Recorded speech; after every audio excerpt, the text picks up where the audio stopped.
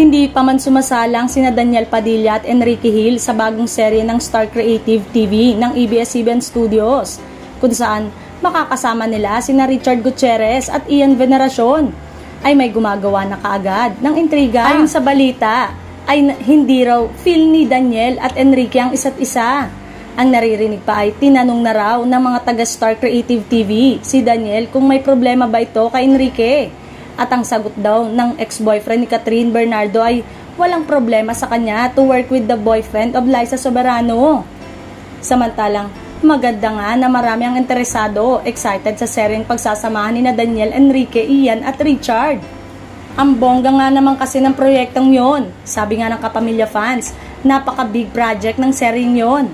Pagsasama-samahin ba naman sina Daniel, Enrique, Ian at Richard? Samantalang naging malapit na magkaibigan naman sina Richard Gutierrez at Daniel Padilla nang gawin nila ang Lalo na Sangre with Catherine Bernardo.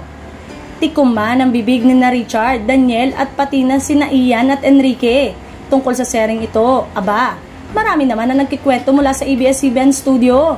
Very soon nga daw ay maghahanap-hanap na sina Richard, Daniel, Ian at Enrique para i-pitch sa kanila ang storyline, character nila sa seryeng ito.